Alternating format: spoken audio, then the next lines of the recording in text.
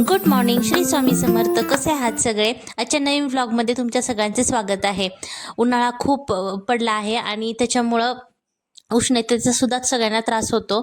आणि आता गरम पाण्यासोबत जिरा वॉटर वगैरे असं मी घेत होते, तर ते आता न घेता मी थंड 1 ग्लास पाणी घेतलं आहे आणि त्याच्यामध्ये 1 चमचा मी मुरावळ्याचं सिरप टाकला आहे. याच्यामुळं काय होतं की उष्णता, जळजळ वगैरे आहे तिथं काहीशा प्रमाणात कमी येते आणि पोटाला सुद्धा सकाळ सकाळी असं थंडावा मिळतो. तर मी हे ड्रिंक आता घेत आहे. तुम्ही हवं तर ह्याच्यामध्ये भिजवलेला सब्जा वगैरे सुद्धा घेऊ शकता. लिंबू काय टाकायची गरज नाही. म्हणजे आवळ्याचं जे काय म्हणतात आंबटपणा असतो तो ह्या सिरपमध्येच उतरलेला असतो. त्याच्यामुळं आपल्याला व्हिटॅमिन सी सुद्धा आपल्याला त्याच्यातून मिळतं. तर आता मी हे एक ग्लास आता मी घेणार आहे. तुम्ही सुद्धा तुमच्याकडे मुरावळा वगैरे आहे असला तर त्याचा सिरप वगैरे टाकून न देता तुम्ही अशा प्रकारे त्याचं सरबत बनवून पिऊ शकता. तर आता सकाळची सगळी कामं आवरली आहेत, म्हणजे झाडू वगैरे सगळा मारलेला आहे. सडा म्हणजे एवढा पोर्चचा जो पॅसेज आहे तो रोजच्या रोज मी धुवून काढते आणि पुसून घेते. त्याच्यानंतर मी छान अशी रांगोळी आता घालते. रांगोळी आपल्या हिंदू धर्मामध्ये खूप महत्त्वाची मानली जाते. म्हणजे मांगल्याचं वगैरे प्रतीक, लक्ष्मी देवीचं प्रतीक रांगोळीला मानलं जातं. तसंच आपल्या दारापुढं जर रांगोळी असली तर त्याच्यामुळं निगेटिव्ह जे काही एनर्जी असते ती आपल्या घरामध्ये एंटर करत नाही असं आपल्या पुराणांमध्ये सांगितलेलं आहे. तर म्हणून मी रांगोळी आता काढत आहे. तर तशा मला टिपक्यांच्या जास्त जमत नाहीत रांगोळ्या. मी आता ट्राय करायला सुरुवात केली आहे. जमल तेवढ्या मी रांगोळ्या टिपक्यांच्या छोट्या-छोट्या अशा काढायचा प्रयत्न करते. मला पहिल्यापासून डिझाईन, पानं, फुलं, त्यानंतर मोर, कोयरी अशा डिझाईनच्या रांगोळ्या काढायची सवय आहे. तर आता मी हळू आता टिपक्यांच्या छोट्या-छोट्या रांगोळ्या शिकत आहे. तर छान असा कलर भरून जर छोट्या-छोट्या जर तुम्ही रोज दारापुढे रांगोळ्या काढल्या तर मन पण अगदी प्रसन्न होतं. तसंच एक पॉझिटिव्ह अशी वाइब्स तयार होते. तर सुंदर अशी मी आता रांगोळी काढून घेतली आहे. अगोदर मी खालीच रांगोळी काढत होते, म्हणजे आम्ही वरती राहतो आणि खाली रांगोळी मी काढत होते एंट्रीच्या इथंच. पण काय होतं की तिथं आमचं कुत्रं वगैरे असतं ते रांगोळी मोडून टाकतं. बरोबर ऋग्वेद वगैरे खेळायला गेल्यानंतर पण तो रांगोळी मोडून टाकतो. त्याच्यामुळं मी वरतीच आता रांगोळी काढायला सुरुवात केली आहे.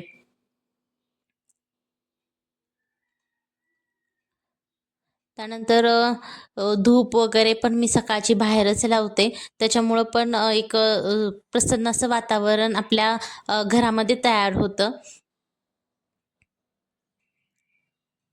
तर अशी सकाळची धावपळीची अशी रुटीन असतं.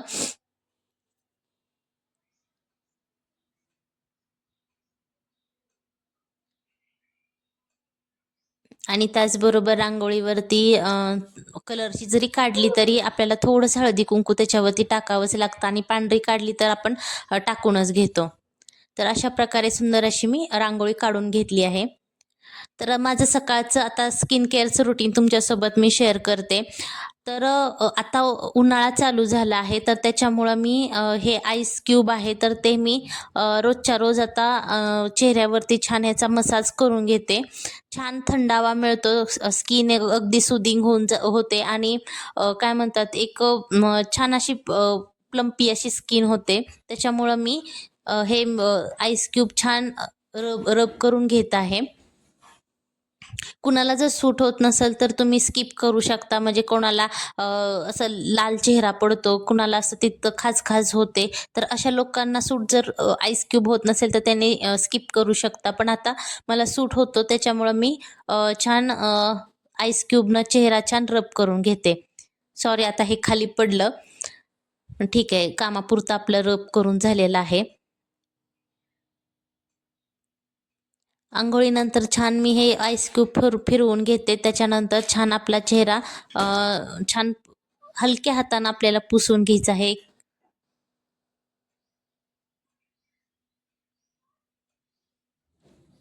स्किन केअर करणं खरं तर आजकाल खरं तर खूप गरजेचं आहे. तर बरेच जणी म्हणतात की आम्ही तर काहीच लावत नाही, फक्त पावडर लावतो, हे लावतो, ते लावतो, बाकीचं आम्ही काहीच करत नाही. पण काय होतं की आजकालच्या काळामध्ये खरं तर स्किन केअर करणं, बेसिक एक स्किन केअर करणं गरजेचं आहे. भलेही आपण घरात जरी असलो तरी. त्यानंतर एक छान मी सीरम ह्याच्यामध्ये ॲप्लाय करते. हे विटामिन सीचं सीरम आहे. आता मी 15% वापरते आहे. अगोदर मी 10% वापरलं होतं. 2-3 बॉटल मी 10% वापरून झाल्यानंतर मी आता 15% वापरत आहे. हळू-हळू आपल्याला हे वाढवायचं असतं. एकदमच जास्त कॉन्सन्ट्रेटेड सीरम आहे ते वापरायचं नाही. तर छान एक 2 ते 3 ड्रॉप आपल्या चेहऱ्यावरती लावून घेतला आहे. चेहरा, मान ह्याच्यामुळे गळा सगळा कव्हर होऊन जातो. त्यानंतर मी घेत आहे हे सेटाफिलचं मॉइश्चरायझर. एकदम लाईटवेट आहे त्याच्यामुळे हे मी वापरते. थंडीमध्ये जरा जास्त वापरत होते, पण आता उन्हाळा चालू झाला आहे आणि ऑलरेडी माझी स्किन कॉम्बिनेशन आहे. म्हणजे माझी टी झोनवरती माझ्या ऑइल येतं आणि गालावरती येत नाही. तर अशी कॉम्बिनेशन स्किन असल्यामुळं मी लाईटवेट असं मॉइश्चरायझर वापरते. तर सेटाफिलचं मला सूट झालं आहे आणि चांगलं, ह्याला कुठल्याही प्रकारचा वास वगैरे नाही. तर एक 2 ते 3 ड्रॉप घेऊन मी छान माझा चेहरा ह्याच्यामध्ये कव्हर होऊन जातो. तर छान मी मॉइश्चरायझर अप्लाय करून घेतला आहे. तुम्ही हाऊसवाईफ जरी असला किंवा घरात जरी तुम्ही असला तरी तुम्हाला हे बेसिक स्किन केअर करणं खूपच गरजेचं असतं. आजकाल प्रदूषण वाढलं आहे, खाणं-पिणं पण आपलं व्यवस्थित नाही, त्याच्यामुळं आपली स्किन पण व्यवस्थित राहत नाही. म्हणजे जुन्या लोकांसारखी आपली स्किन काही न लावता ॲज इट इज चांगली राहू शकत नाही. त्याच्यामुळं आपल्याला बेसिक स्किन केअर करणं खूप गरजेचं आहे. त्याच्यानंतर मी ॲप्लाय करते सनस्क्रीन. सनस्क्रीन पण माझं डर्माकोचंच आहे. त्यानंतर माझं विटामिन सीचं सीरम पण डर्माकोचंच आहे आणि मॉइश्चरायझर आहे ते सेटाफिलचं आहे. हे माझं बेसिक असं स्किन केअरचं रुटीन सकाळचं असतं. त्यानंतर हे डर्माकोचंच मी लिप बाम वापरते. छान हे लिप बाम आहे. एकदा ॲप्लाय केलं की दिवसभर छान टिकून राहतं. म्हणजे सारखं-सारखं आपल्याला ॲप्लाय करायची गरज नाही. तर छान आपलं झालेलं आहे. छोटीशी एक टिकली लावून घेते आणि बस झालं माझं सकाळचं हे स्किन केअरचं रुटीन.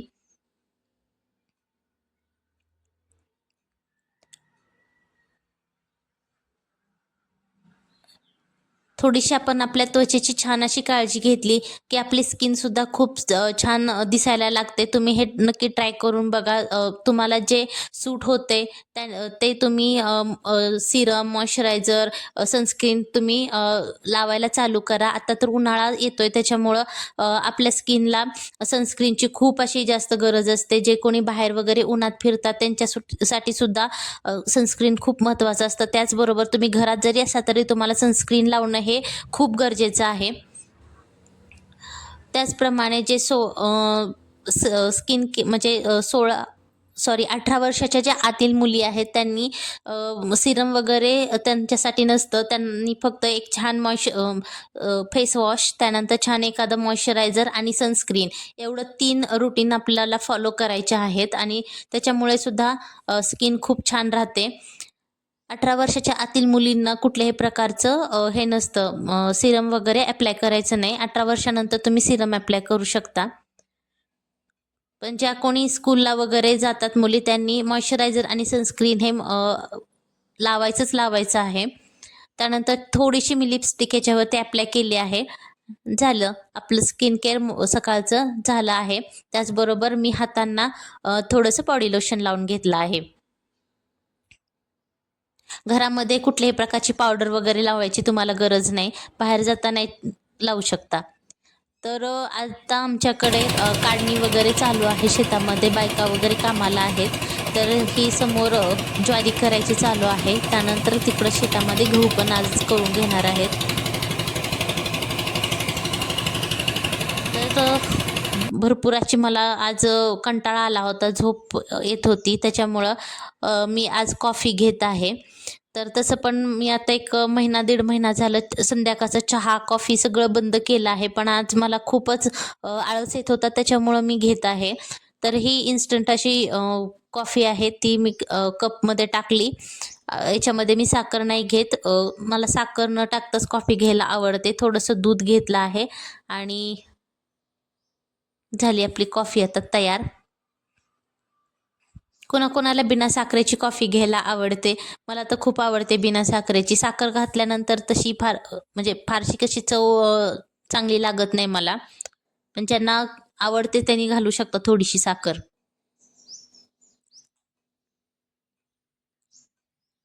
चला भरपूर अशी कामं पडलेली आहेत. छान मी आता कॉफी एन्जॉय करते आणि पुढच्या कामाला मी लागते. आणि हो, आता मी डाएट जे डाएटवर असतात किंवा त्यांच्यासाठी मी एक हाय प्रोटीन असं खिचडीचा रेसिपी तुमच्यासोबत शेअर करणार आहे. सो नक्की व्हिडिओ शेवटपर्यंत बघा.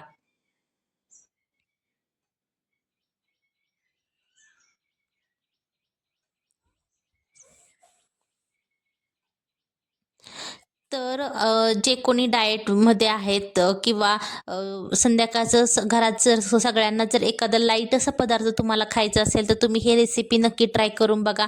अगदी झटपट 10 मिनिटात बनणारी ही रेसिपी आहे. तर हिरव्या मुगाची मी खिचडी बनवत आहे.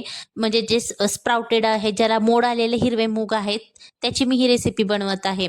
सगळ्यात अगोदर मी कुकरमध्ये थोडंसं तेल घातलं आहे. त्याच्यामध्ये जिऱ्याची फोडणी घातली आहे आणि आता याच्यामध्ये आपण एक वाटण टाकणार आहे. तर याच्यामध्ये मी खोबरं, हिरवी कोथिंबीर, मिरची, त्यानंतर थोडंसं आलं आणि लसूण हे असं एकत्र मी ह्याची पेस्ट बारीक करून घेतली आहे आणि ती ह्या कुकरमध्ये मी घालत आहे. आणि आता ही पेस्ट आपल्याला छान परतवून घ्यायची.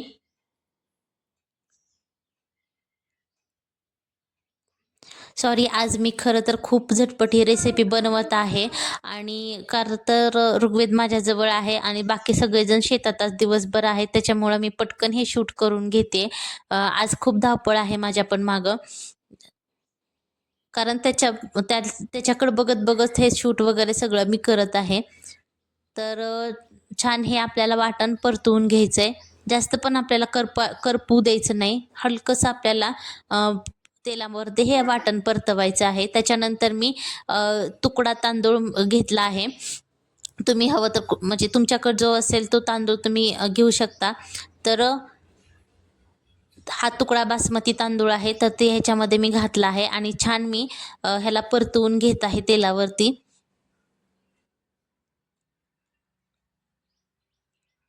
काही जास्त मसाले नाहीत, काही नाहीत. अगदी झटपट बनणारी रेसिपी आहे आणि हाय प्रोटीन याच्यातून तुम्हाला मिळू शकतं. का तर ह्याच्यामध्ये आपण हिरव्या मूग भिजवून जे स्प्राउट आलेले आहेत, मोड आलेले आहेत, ते ह्याच्यामध्ये आपण टाकणार आहे. रात्रीची जास्त संध्याकाळी आता उन्हाळ्यात आपल्याला भूक नसते, तर तुम्ही हलकंसं काहीतरी खायचं झालं, तर तुम्ही ही रेसिपी नक्की ट्राय करू शकता. भरपूर असे मी याच्यामध्ये हिरवे मूग टाकलेले आहेत. तुम्ही लंच, डिनर कधीही तुम्ही ही रेसिपी बनवून खाऊ शकता.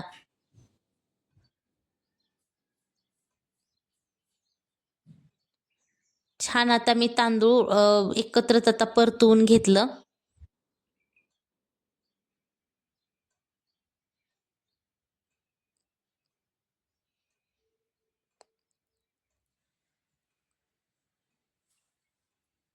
याच्यामध्ये आता थोडेसे मी शेंगदाणे टाकते, मीठ टाकते आणि थोडासा आपल्याला गरम मसाला टाकायचा आहे. गरम मसाला ऑप्शनल आहे, पण एक चव त्याची थोडीशी वाढते, छान लागते खिचडीची चव. त्याच्यामुळं थोडंसं मी ह्याच्यामध्ये गरम मसालासुद्धा टाकते.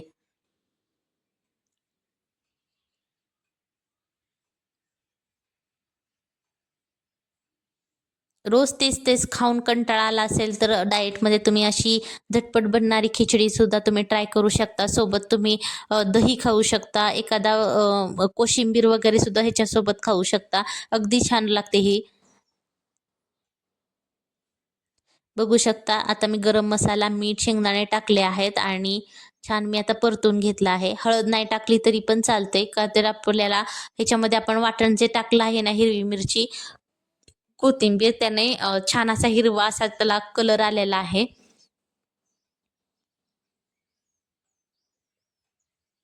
आणि याच्यामध्ये आता आवश्यकतेनुसार तुम्ही पाणी घालू शकता. कोणाला पातळ खिचडी आवडते, कोणाला अशी थोडीशी ड्रायवाली खिचडी आवडते. मी अशी ड्रायवालीच करणार आहे. तर याच्यामध्ये पाणी घातलं आहे. व्यवस्थित आपल्याला हे ढवळून घ्यायचं आहे मिश्रण, म्हणजे तांदूळ. आणि टोपण लावून आपल्याला 4 शिट्ट्या करून घ्यायच्या आहेत.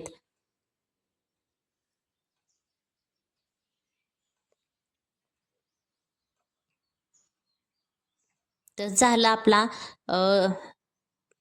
रेडी भात. आपल्याला आता 4 शिट्ट्या करून घेतल्या की होऊन जातो.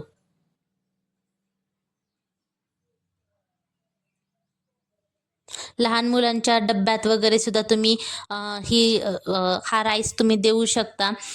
एवढंच की त्याच्यामध्ये मिरची न घालता म्हणजे अगदी थोडीशी मिरची तुम्ही टाका. जास्त तिखट नका करू. तुम्ही लहान मुलांच्या टिफिनमध्ये सुद्धा देऊ शकता. अगदी हेल्दी ऑप्शन आहे हा. मुलांच्या वाढीसाठी प्रोटीनची तशी ही जास्त गरज असते, तर तुम्ही हा राईस बनवून देऊ शकता. आठवड्यातून 1-2 वेळा तरी तुम्ही हा दिला तरी चालेल. तर बघू शकता 3 ते 4 शिट्ट्या माझ्या झालेल्या आहेत. कुकर थंड झाल्यानंतर ओपन केला आहे आणि छान आता याच्यावरती मी तूप घालत आहे आणि हा राईस खाण्यासाठी आता तयार झाला आहे आपला. तर नक्की ही रेसिपी ट्राय करून बघा. आवडल्यास चॅनलला नक्की लाईक करा, शेअर करा, सबस्क्राईब करा आणि असेच आपले छान छान व्हिडिओ पाहत राहा. बाय.